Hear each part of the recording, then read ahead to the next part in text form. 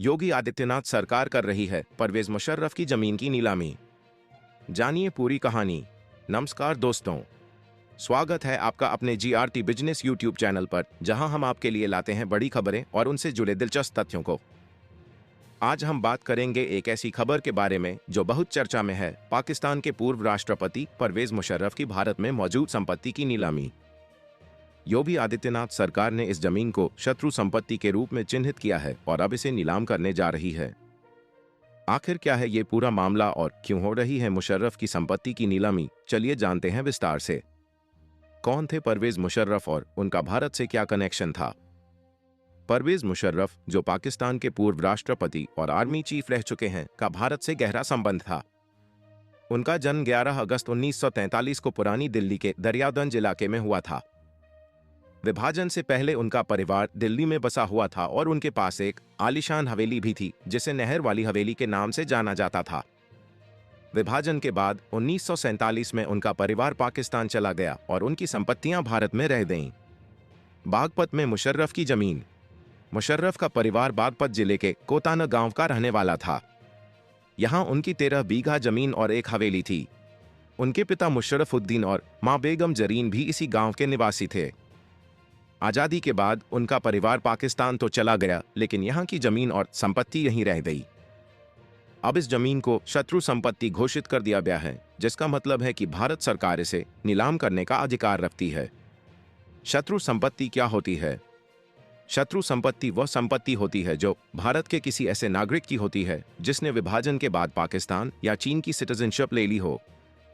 ये संपत्ति भारतीय सरकार के नियंत्रण में आती है और उसे शत्रु संपत्ति घोषित कर दिया जाता है। 1971 के भारत पाक युद्ध के बाद भारतीय कानून में शत्रु संपत्ति को नीलाम करने का प्रावधान जोड़ा गया था, ताकि इस संपत्ति का इस्तेमाल देश हित में किया जा सके। योगी सरकार का फैसला और नीलामी की प्रक्रिया। योगी आदित्यनाथ की सरकार ने इस शत्रु संपत्ति को नीलाम करने का निर्णय लिया है। बागपत जिले में मुशर्रफ के परिवार की 13 बीघा जमीन को नीलाम किया जा रहा है। इस नीलामी के बाद जो भी सबसे अधिक बोली लगाएगा उसे यह जमीन सौंप दी जाएगी। यह कोई पहली बार नहीं है जब मुशर्रफ परिवार की संपत्ति नीलाम की जा रही है। इससे पहले भी उनकी कुछ जमीन नीलाम की जा चुकी है। उनके भाई के नाम पर भी यहां संपत्ति थी, जिसे करीब 15 साल पहले शत्रु संपत्ति घोषित किया गया था। दिल्ली की हवेली की कहानी। मुशर्रफ की नहर वाली हवेली, जो पुरानी दिल्ली के दरियागंज इलाके में स्थित थी, अब वहां नहीं है। इसे कुछ साल पहले तोड़कर एक बहुमंजिला इमारत बनाई जा चुकी है। परवेज मुशर्रफ 2001 में जब भारत दौरे पर आए थे तो वे अपनी इस हवेली को देखकर भावुक हो गए थे। उनके लिए दिल्ली की गलियों और इस हवेली से जुड़ी यादें आज भी बहुत खास थीं।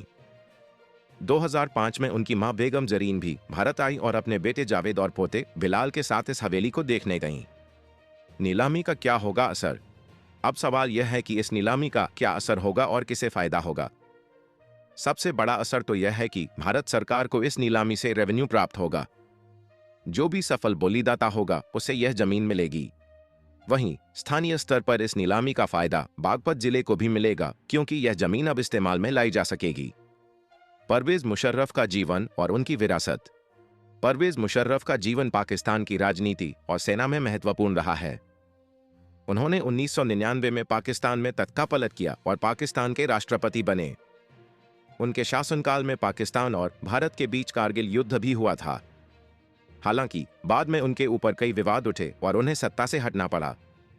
2023 में परवेज मुशर्रफ का निधन हो गया। कंक्लूजन। दोस्तों, ये थी पूरी कहानी परवेज मुशर्रफ और उनकी भारत में मौजूद संपत्तियों की। योगी आदित्यनाथ सरकार द्वारा की जा रही इस नीलामी ने एक बार फिर से मुशर्रफ के भारत कनेक्शन को सुर्खियों में ला दिया है।